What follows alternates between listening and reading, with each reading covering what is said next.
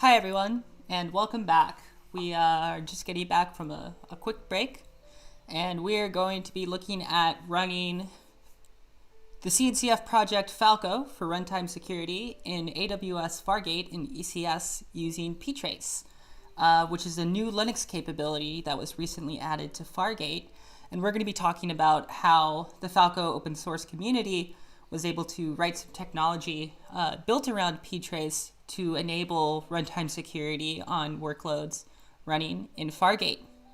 So if you follow me on Twitter or if you follow my company Sysdig Incorporated, you've probably seen my keynote or at least a recent blog of ours that Loris Dejoani had written.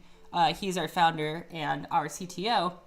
About this new capability in Fargate and how we were able to write technology to use it for security implementation. So we're going to be talking a lot about that today, and we're going to be using this video as a recording moving forward to share the technology with people as we are excited to announce it. So to start off, what we're going to do here is we're going to go through the slides that I put together for my keynote, and we're just going to talk about some basic primitives. And if folks who are joining live in the chat, this is being recorded in front of a live studio audience.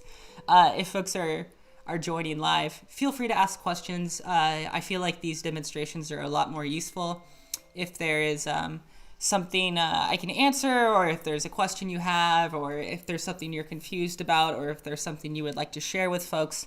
Please drop it in the Twitch chat. I'll be able to see it here on my iPad, and we'll be able to pull it up here on the screen.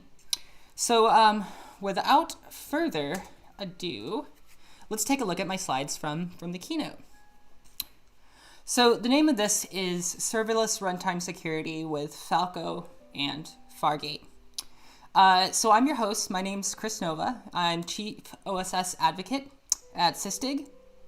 I joined here in August of 2019, and effectively I've been in charge of helping to build up the team and manage an open source tool called Falco, which is a runtime security tool that we donated to the CNCF in October. I want to say 2018 is when we donated it, and we're now an incubated project in the CNCF, and we'll be talking a lot about the project, how it works, how we're able to run it in the cloud, how it works with Kubernetes, how it works with Fargate, and look at understanding how you could use it to secure your workloads and understand what is actually happening at runtime with the processes that you and your team are running in Kubernetes and in Fargate. So a little bit about my history. I authored a book called Cloud Native Infrastructure. I've been involved with Kubernetes, the Kubernetes community, ancillary tooling around that, starting projects, getting involved with projects, coming and going with different parts of Kubernetes. A lot to do with infrastructure, a lot to do with starting Kubernetes clusters, managing them, mutating them over time, setting them up. What does that look like? What are the relationships? How do we build the networking? How do we look at storage? Been a big part of my career. So today we're going to start off by defining three well-known primitives in security. So the first one is prevention, which is the concept of blocking something or preventing unwanted behavior. If you were on the stream a few minutes earlier, you noticed we spent a lot of time talking about prevention as it relates to setcomp BPF, and admissions controllers in Kubernetes. And this is the idea of being aware of something and taking action to block it. So in the same way that you could potentially block a port on a firewall, you could potentially block various things from happening in a Kubernetes cluster or in a Linux system. And we say that prevention is a strong way of securing your underlying infrastructure. Now, in addition to prevention, we also believe that detection is equally as important, and the combination of both is required for a holistic approach to security. And I'm going to cut over to the full screen now, and so you can see my slides. And the final concept we want to define here is what we call kernel probing. If you do research on how a BPF application exists in user space, that's usually referred to as a probe, and that's what the Falco community refers to our BPF program as. But the ultimate idea here is that we're consuming events from the kernel. So a quick computer science lesson for folks at home. Anytime a program that exists in a Linux system in user space interfaces with the kernel, it does this through a mechanism called system calls. And these system calls are effectively the API. They're the interface between what you and I see, what I'm showing here, my terminal, and what is actually happening to the kernel underneath. So every time you open a file, you use an input device, you close a file, you execute a program, you make changes on your system, you change permissions, something could happen in the network, something could happen on the file system. All of these changes ultimately are translated to system calls. The beauty of this is that means we have a finite list of things that we could potentially track and assert these against a set of rules. And so that's what the Falco security project does, is it gives you a way of defining rules and then detecting if something's happening in the kernel using one of these system calls in such a way that you would be concerned about it. And it allows you to describe that in a flexible way, and then you can assert that at runtime. So these three concepts are what are going to be relevant to us understanding the security story. And then we're going to introduce Fargate, which is going to introduce a very unique set of constraints for how we would potentially be able to do this. And then we look at how Ptrace, which is a new feature in AWS Fargate, has enabled us to take action and do these lower level kernel probing like exercises at runtime against a running process running in the cloud. And we'll look at a demo later in the talk where you actually see me. I can SSH into an existing container. I can hack into an existing server that we're all set up and designed in such a way to demonstrate easily how all this would work. And we can actually see where the rubber meets the road and see where Falco is triggering alerts for us and how we're able to take action when something like this happens. So if you're watching this and you want to grab a screenshot, these slides came from a live presentation I did, and like I said, I mentioned I'm doing this live now. So if you want to grab a photo of this, a lot of what I'm talking about can be found in these links here. The first one is the Twitch stream that we're on now. So if you want to follow along, click like and subscribe. Make sure you follow us. We do updates like this. My keynote yesterday was broadcasted here. We're going to start doing more and more with these, specifically around given the state of the world right now and how everybody's working from home these days. So what we want to do is we want to enable the advocacy efforts in a familiar pattern, and that is going to be happening here on the Twitch stream. These slides can be found in my personal GitHub repo, Chris Nova Public Speaking, and you can see the Falco security project over there in github.com/Falco security. I'm going to be talking about some documentation and some bash scripts that I wrote in a project called Ptrace, and we're going to look at a much more robust solution to running this not in Fargate, but actually in Kubernetes itself, with a small project that was developed by one of our maintainers, Lorenzo Fontana. And you can see his repo there, FNT LNC Falco inject. And last but not least, Loris, the guy I mentioned earlier, wrote a blog that kind of encapsulates the lessons learned in this talk in blog form, and we're going to be exploring them a little bit deeper here today. So as I mentioned, we really want to get a good idea of prevention and what that means both in security as well as in various implementations like Linux or in Kubernetes, and how we would use them not only for security but for other use cases as well. Maybe we just want to validate our pipeline. Maybe we just want to prevent somebody from doing something that we do not deem appropriate given our CI/CD inputs to our system. So this idea of blocking unwanted behavior. So here at the top, you can see the exercise of preventing unwanted action. So requiring that tooling has a concept of a threat. So this is fundamental to prevention. In order for you to prevent something from happening, you first have to be aware that it could potentially happen in the first place. And as we see in software, as we see in the world, and as we see in our lifetimes, there are going to be things that happen that are unexpected, that we weren't prepared for, that we need to somehow resolve and we need to move forward from. So I think it's important to understand that prevention is good at enforcing what you already know.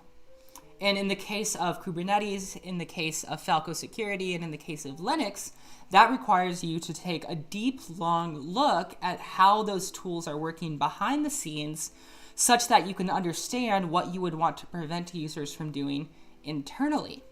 So earlier on the Twitch stream, I was talking with Daniel, and we were talking about using Kubernetes admissions controllers and how you would potentially use something like an admissions controller to either accept or reject changes to your cluster.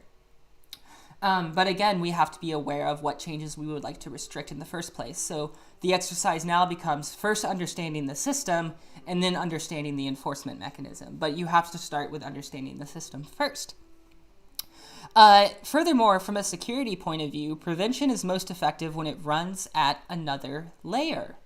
Meaning that if you look at attack vectors and how hackers think and how a system could potentially be exploited, horizontal or lateral movement is a very common way for people to move from one part of the system, what we would call horizontally, to another part of the system, and they're able to actually gain entryways into escalating either up or down the stack by first moving horizontally. So we look at this in Kubernetes as if I am able to validate a pod in a namespace that has the ability to create other pods in all the namespaces, I can horizontally move into a different namespace, and then from there I would potentially have a different set of privileges that can allow me to move up or down the stack. And that's how this sort of complex matrix of movement can happen, and how you're able to get all the pieces you need to move forward and potentially exploit or get to a place of the system you're not supposed to be in. So when we are trying to take preventative actions, it's very important that the piece of software that we're using to prevent these things from happening exists at a layer of the stack you could not horizontally move to. And that's what we say when we say them, we want them at another layer, or better yet, as far away from each other as possible. And last but not least, this doesn't necessarily protect you against exploits, 0 days, or application vulnerability. And what we mean by that is there are going to be bugs in software. There's going to be bugs in my software, in your software, in open source software you're using, and these sometimes cause unexpected or unwanted behavior. And in some cases, that unwanted behavior can be a security concern. And we see this in the security industry happen on a linear scale over time as we look at CVEs being discovered and patched, as we look at vulnerabilities being discovered and patched. As software grows, so does the chance that something unexpected could happen. So we just want to be aware that prevention is going to be necessary for enforcing what we already know. In software engineering, we call this regression. If there is a bug and if it caused problems, we write a simple test to check for the same problem again in the future. And we have effectively created what we call a regression that allows us to validate that this will never happen again. But again, step one there was first to understanding this unwanted thing in the first place, which had to be detected somehow. So if you look at the open source ecosystem, we have SC Linux, we have setconf, we have setconf BPF, which is a much more flexible implementation that does effectively the same thing as setconf. We have admissions controllers in Kubernetes, and we have the open policy agent and tools like Gatekeeper in Kubernetes admissions controllers that enforce these higher level registries such as open policy agent. So let's take a deep dive and understand what setconf could potentially do. So this is a diagram of system calls using setconf mode strict. On the left side of the screen, we have a program running presumably in user space. And on the right side of the program, we have our kernel in a kernel memory. And there's a very distinct boundary between the two of these. And as I mentioned earlier, in order for user space to interface with the kernel, we have to use these channels that we call system calls. And it's safe to think of a system call as a function. It has a name, you can pass parameters to it. Usually you can call that from the C programming language using a library like glibc, and you can effectively get a return value or an error if you try to execute something against the kernel. And crafting these system call functions together with logic is what we call a computer program, and this runs on top of the kernel. And so what we're able to do from a security perspective is we're able to go deeper into the kernel and potentially understand what is happening. And we can use tools like setconf to enforce, we'll use the word firewall here, to enforce the firewall between the kernel and user space.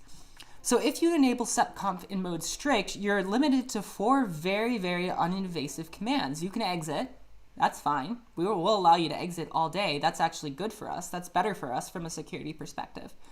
We allow you to read, we allow you to write, and you can, of course, return something with sig-return. Everything else is effectively blocked, and if a process tries to execute another system call, tries to execute another system call, we're going to go through and we're going to block that system call and kill the process. So jumping back over here to me, let's look at the Kubernetes admissions controller. So what we have here on the left is a Kubernetes manifest. This is a YAML file that you've seen before if you read documentation or if you've used Kubernetes in the past. You can take this manifest.yaml and then you could potentially attempt to save it in an API server. And what we mean by that is the API server would consume this YAML, validate that it is in fact in the shape it is expecting, and then go and persist that to etcd, which is a data store running underneath the API server. Now, what a Kubernetes admission controller allows us to do is it allows us to intercept each of these requests and validate them against whatever logic we want to build. And with that, we're able to either accept or reject requests based on policy. And that's where OPA comes into the picture, is it gives you a place for you to express this policy. And then we're able to take action and either block it from happening or allow it to persist to etcd.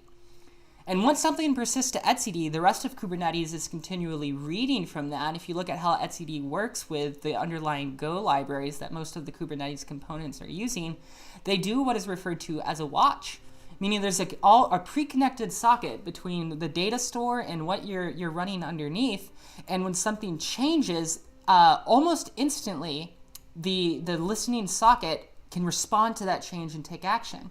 And that's where we see the speed and the resiliency of the Kubernetes control loops that are able to enforce whatever data is stored in etcd.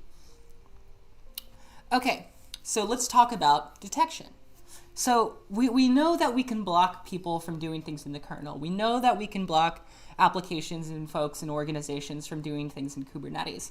But what happens when something unexpected happens? What happens when there is an application bug that we weren't anticipating, that we didn't already know about? So that's where this concept of detection or observability comes into play. So we're going to talk about Ptrace. And we have a question here from Mozufer. Does the OPA gatekeeper do mutation or only validating?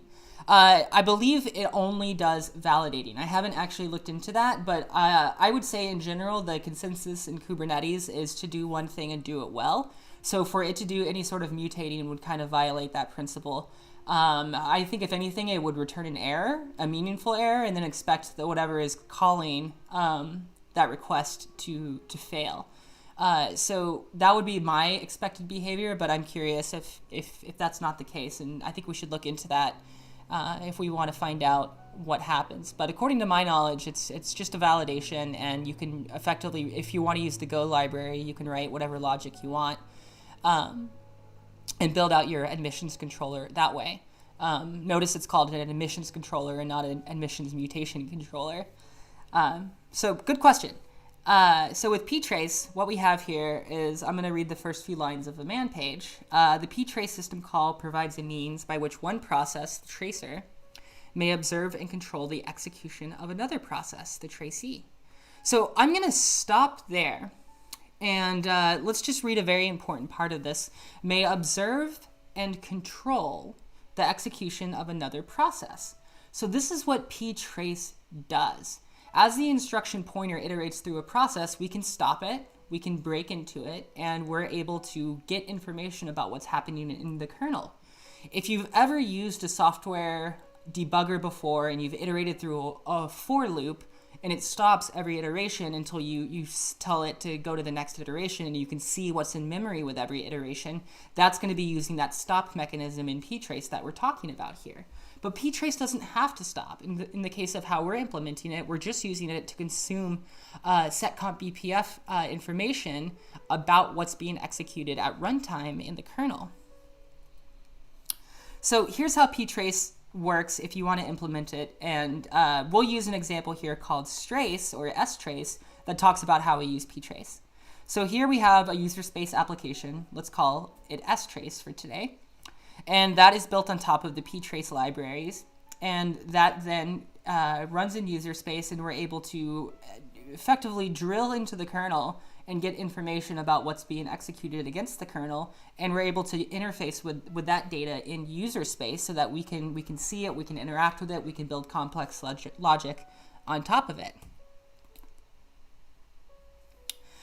So if you follow along with the Falco project, up until recently, we have had a couple of avenues in how Falco works to do effectively the same thing. So here in this diagram, we have Falco running in user space. That's built on top of two libraries, libscap and libsense, which are used to recreate the state of the system at runtime. And then we can either go directly into the kernel using a kernel module that works with a ring buffer at the boundary between the kernel and user space, and we're able to consume events from kernel memory there. Or we're able to use the BPF probe, which is a slightly more resilient way that advertises that it cannot break the system in the same way that a kernel module does. Regardless of the implementation, there's two important things to note here. Number one, we're able to interface with things happening in the kernel. Number two, that we are able to access these things on a global scale. And when I say global, I mean we're able to access the information regardless of which process is executing the information. So if you look at Ptrace, the actual P in Ptrace means process or PID, and that allows you to attach to a running process and inherit all of its children from underneath it. Now with the kernel module and the BPF approach, we get that at the system level or at the global level. So let's look at Falco now. So now we've moved over to this hybrid model where we can either go Ptrace on the left, kernel module in the middle, or the BPF probe on the right, all of which have different use cases and different paradigms built into them. And the one we're going to be focusing on today is Ptrace, which is a new avenue for us to gain information from the kernel. So what we're able to do is attach to a running process and all of its children and monitor what is happening, what the process is trying to do against the kernel, and then assert that against the rest of the Falco stack. And the rest of the Falco stack is designed in such a way to be modular so that we're able to assert these system calls running from this process the same way we would assert global system calls. And we're able to build higher level abstractions that say things like, we detected somebody opened a file in /userben. We detected that somebody called open on Etsy Shadow. We're able to build complex rules at higher level abstractions for security purposes based on the stream of data we're getting from low level metrics from the kernel. So let's talk about detecting. What we have here is recognizing when unusual things happen. It's very simple.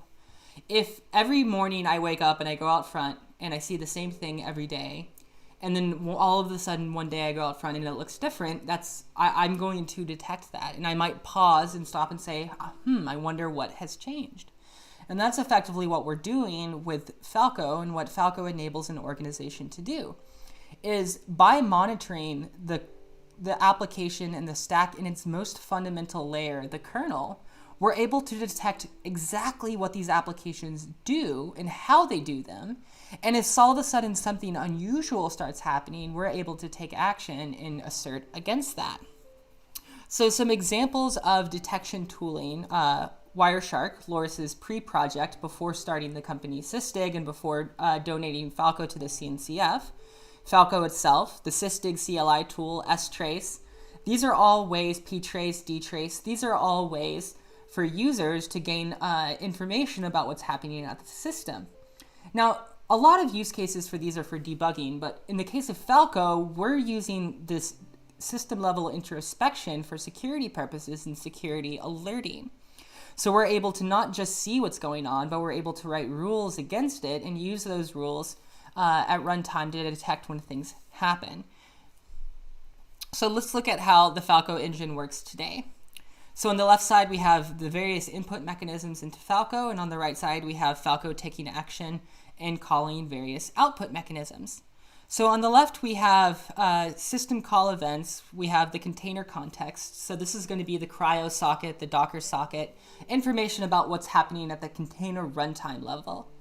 We go a step further, and we can also gain information from the Kubernetes API server. We can get meta information about the pod that's running.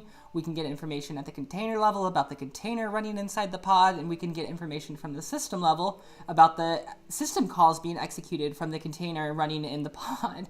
So you can see the full story going all the way up to Kubernetes, where Kubernetes is the top of our stack.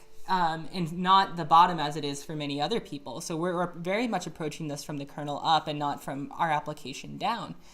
And we're also able to consume Kubernetes audit logs. So now we're not only getting this rich story of from the kernel up what's happening on our system, but also who, what, when, where, and how.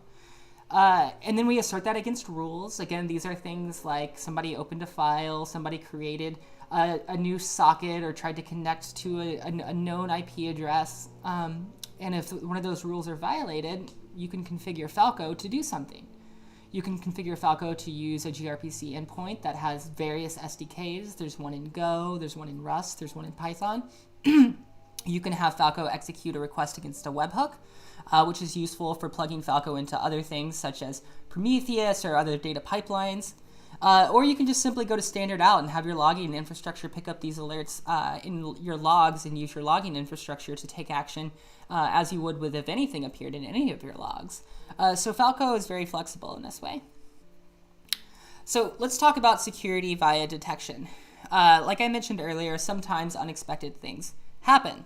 Being able to detect a problem becomes a top priority. As we can see today, the simple task of even knowing if something that we suspect is happening is in fact happening is actually quite valuable. So being able to programmatically determine this is a very powerful tool for administrators and infrastructure engineers. Furthermore, this gives us primitives like intrusion, alarms, and alerting based on these alerts that we're getting from the rest of our stack. So this is low-level detection. How do we do this? Let's kind of summarize everything we've just talked about. It requires privileges. So if you want to load a kernel module, you pretty much have to be the root user and be able to interface with loading a kernel module, which requires privileges against your system. If you want to load a BPF probe, we're in the same situation. And if you want to use Ptrace, that has to be enabled from the container perspective anyway. And if you followed along on the previous discussion, we spent a lot of time talking about either allow all or deny all policies for networking or for system calls or for Kubernetes objects and the pros and cons and the trade-offs for each of these. But regardless, being able to configure this becomes important. And again, we want to make sure that the security detection happens as far away from the application you're trying to protect as possible so that there is as much of a boundary between the two of them to navigate in the case of an exploit as possible. In other words, if one part of the stack fails, it would be much more reliable and resilient to have something several layers below it running and monitoring and understanding what's going on, which is where Falco comes in to play. Okay, so let's talk about the problem that we as engineers had to solve. Number one is we knew we wanted to solve this for Fargate, which is effectively a serverless environment. If you've ever used Fargate before, you basically give it a container image. You can configure what ports you want it to listen to, attach storage to it. You can put a load balancer in front of it, and it basically works like a pod in Kubernetes, but you don't have to actually deal with setting up Kubernetes, dealing with the host. And the thing about not dealing with the host means that traditionally these environments were very locked down. Ptrace wasn't even always available from the container perspective until now. And so now that it is available, we've been able to build some exciting technology on top of it But by design, serverless environments isolate the process. So think about it. If you wanted to secure a container, and the avenue in which you created the container was something you were trying to protect, having a tool that follows that same installation story is fundamentally hard. So imagine if I created a user on a Linux system. Let's call this user Nova. And I said, using this user, I need you to go and build another system from scratch. Getting access to the underlying hardware and the root user capabilities is going to be a necessary part of that. It's just fundamental. So giving a user the story of how do we safely escalate these privileges and use tools like Ptrace in a safe way is going to be very important for us from a security perspective. But ultimately, at the end of the day, this is hard. Serverless containers, Kubernetes, C groups, namespaces, all of these features that are all relevant in a beautiful part of the Kubernetes ecosystem are all designed with one common theme: to isolate you. And here we are as security engineers trying to break this paradigm and watch in a safe read-only way what's going on with the rest of the system. So how did we solve the Falco install in Kubernetes? One approach we took, and I guess let me back up and start by saying we have created a number of different approaches, and given these approaches, we have built avenues for people to compose how they want to manage Falco in their stack. So the first one is using Init containers, which require you to be privileged so we can install something like a kernel module or a BPF probe or Ptrace. The other one is installing it directly on the Linux host with systemd and then interfacing with that from a container using something like a Unix socket. The last one is concerns with entering different namespaces, or nsenter. If you've seen my FOSDEM keynote from earlier last year, I was able to demonstrate how we can use features in Linux called namespaces to escalate in a Kubernetes cluster to gain access to the underlying root node using a Linux tool called nsenter, just to demonstrate the attack vector, and then so we could see how Falco was able to alert against the intrusion that was possible in our Kubernetes cluster. So given that serverless is even more locked down than Kubernetes, how are we going to solve this problem of going forward and getting Falco installed with the required data that we need to audit at the kernel level? It's kind of a chicken and the egg problem. And so we knew the kernel module wasn't going to happen, that we weren't going to be able to load a custom kernel module on the underlying infrastructure managing Fargate. That also pretty much means BPF is out of the question as well for the same reason. We knew LD preload had some drawbacks, and so that left Ptrace as our kind of scratching our head, I wonder if we could do something here. And so let's explore some of the drawbacks of LD preload. Right now, if you use LD preload, if you don't know what it is it basically tricks the dynamic loader to executing some task or some piece of code that you may or may not be aware it's even executing. So if you've ever written a wrapper function before, we have a function A and we want to execute that from function C. It's very common practice to put a proxy in the middle called function B that effectively acts as the bridge between the two. And that way you can keep the two endpoints stable, and then the middle becomes the proxy where you can just adjust where you're routing different information. So we see the same paradigm in LD preload, where you're effectively able to wrap glibc in your own code, and you're able to take action as processes which believe they're executing directly at glibc. You're able to intercept that and take your own action. And in most cases, you see patterns like we'll log, or we'll only for a handful of these functions will we do anything.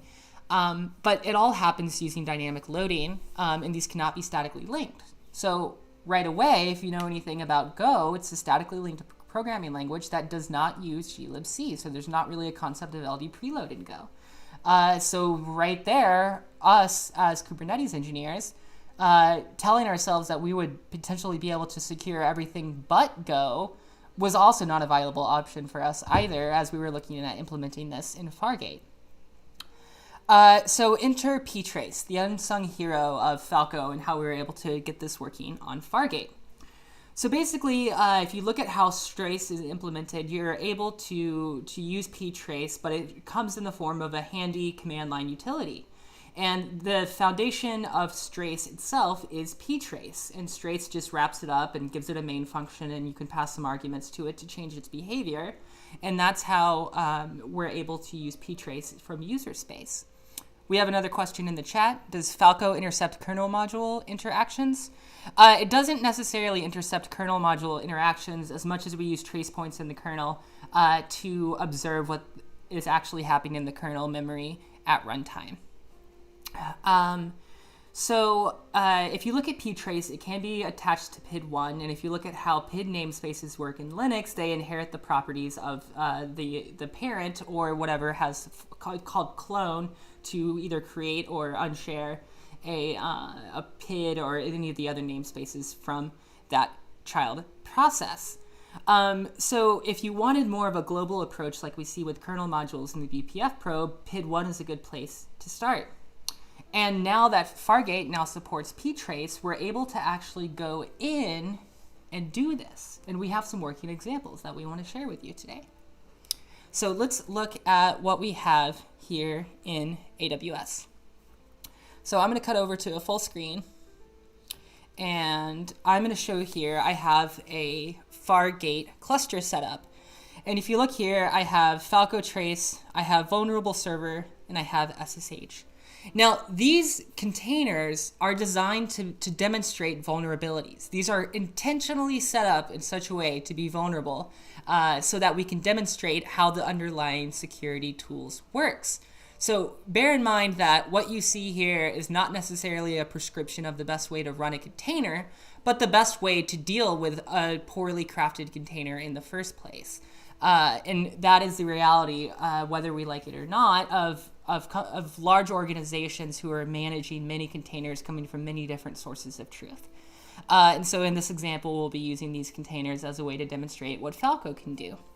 So if you go to github.com/chrisnova/Falco Trace, you can see here, this has been my sandbox where I've been prototyping a lot of what we have here running in Fargate. And the approach that we took with this was we build a global container that we call Falco Trace that comes with Falco and pdig and sysdig libraries all inside of this container. And that serves as the base for other container applications moving forward so that we can very simply build arbitrary applications with some examples that you see here in the example apps directory, and then directly run those containers here. So if we come to the example apps, you can see we have vulnerable server and we have SSH, and those are the two containers that we have running here. Again, intentionally built to be insecure, and we're going to exploit these live. You can come back to the Falco Trace repository, and you can see there's documentation that shows how to run this in Bash, how to run it in Kubernetes, how to run the SSH server. And you can come in and you can actually see the Docker files for each of these containers, showing you how they're executed. So what the Falco project has is a small program called pdig that you can see here. So this is the Ptrace wrapper that is the translation layer between what's happening in Ptrace and what the rest of the Falco stack represents and what the rest of the Falco stack needs. So this translates those stream of data from Ptrace into the rest of Falco. And then from there, Falco already has what it needs, and the rest of Falco can just work as you have it configured. So if you already have a Falco instance running somewhere with your rules configured and you would like to apply that to Fargate, it's as simple as just adding this pdig component in place of an eBPF probe or a kernel module. And so what this project does is it takes pdig and it takes Falco and it configures everything for you. So you can just simply see how everything fits together. So if you come into example apps, we'll do vulnerable server first, and we'll show you how we're able to create a server and how we're able to exploit it at runtime, and we're able to see Falco in Fargate alerting and detecting against this. So here in the Docker file, you should see a very simple command that is pdig. Remember, this is effectively like running a bash command in bash, where you could do bash -c. And in this case, we do pdig -a, which stands for all, and then we just run a bash script. So everything from this script will inherit the original pdig set of data that we're streaming at runtime. So looking inside of the init script, you can see it's very, very simple. The first thing we do is Mozufer says, can you please share some docs for how to install Falco on local environment, such as Kind or Minikube? Sure. So you can actually just Google Falco Minikube, and you can see there's a blog here that Lorenzo wrote that explains exactly how to get Falco running in Minikube now that it's been baked into the Minikube instance. And the same goes for Kind as well. If you want to see Falco Kind blog, you can just Google that. And this is probably the best example we have here is the one done by Leonardo Grasso, which talks about Falco on Kind and how you're actually able to use Prometheus and Grafana with these as well. And these can all be found by going to falco.org and clicking on blog. So if you come to falco.org, just click right here on blog, and you can see all of the Falco blogs here, and you're able to understand the various components and things that we have drafted here. So coming back to pdig in Falco Trace, we can see Falco -u, and then we run this as a daemon, or we fork the process and run it in the background. Then we tail the Falco logs and we run that in the background as well. The instruction pointer moves on and we run this while loop, which does an incat in VLP, which is a very common way of doing a reverse shell, and we just basically plumb that through to a bash shell. And now we have a bash shell running over a network server, and that happens to be running on port 443. So here in ECS, we can click on vulnerable server, and we can come into our tasks, and you can see here we have a running task, which in my mind, I think of this as a Kubernetes pod. We're able to go through and we're able to grab the public IP address of this this task running in Fargate, and we're able to SSH into it using the default username and password. And you're very welcome, Mozufer. You're very welcome. And so the connection was refused because if you remember, we're running on port 443, not port 22, and in fact, we're not even SSHing at all. We're going to be exploiting the vulnerable server. So we're going to use incat again, this time to access the public IP address on port 443. And if all works, we should be able to demonstrate the connection and then the vulnerability moving forward. So if Mozufer, if you're here, if there's any commands that you would particularly be interested in running once we exploit the system, we can see if Falco is checking for these commands by default. So anything fun that you would do on a server you just compromised, please feel free to share in the chat. So to give you an idea of what's happening, let's start off before we run the command and look at our logs. And you can see here that these logs suggest the Falco daemon being started. And then you can see here we have the incat logs listening on 443 bound to any IP. So now that we know that this is running, this is effectively our blank canvas for moving forward, we can come here and we can escalate into this server. So we connect, and because bash is being piped to this, we actually don't even see the bash shell itself, but we are basically in a true bash loop. So to give you an example, we can just type ls, and you can see we can do an ls -la, and we're able to actually explore the file system that we're now inside of. And we're able to tell netcat to forward that to the rest of our underlying container. So after we have this, we can do something like, let's go to user local bin, and let's touch a program called Falco. And let's touch one called sysdig, and let's touch one called Nova. So I have created 3 potentially executable programs on our file system illegitimately, and now I'm going to exit the file system and get out of here. So to do that, I'm going to use Control-C, and I have officially back to my laptop here live.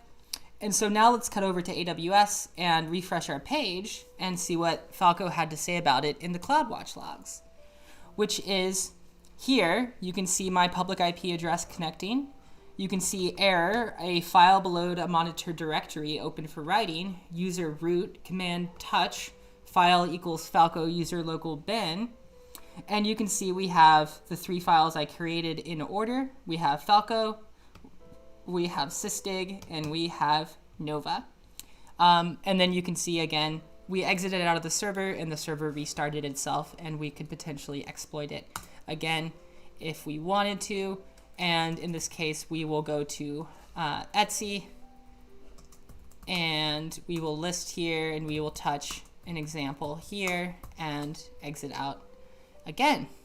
And of course, coming back and refreshing in ECS, we can see we have our original 3 vulnerable commands, and we have yet our 1 below the Etsy directory running. And now that this is being plumbed through to AWS, we're able to take advantage of all of the logging features in AWS and use this to configure alerts, intrusion detections, alarms, alert our team, take action, create new resources, delete existing resources.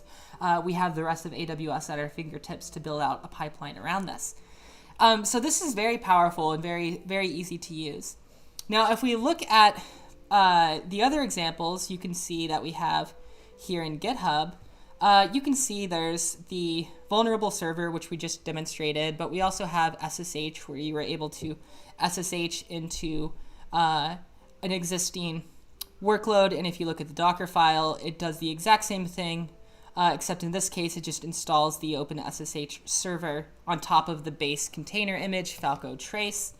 And then we come here and we can see that the init script, even simpler than the last one we looked at, runs Falco, tails the logs, echoes running server, and then runs sshd -D. And if you know anything about Fargate, you would know that SSH is a part of it because it is such a locked down environment.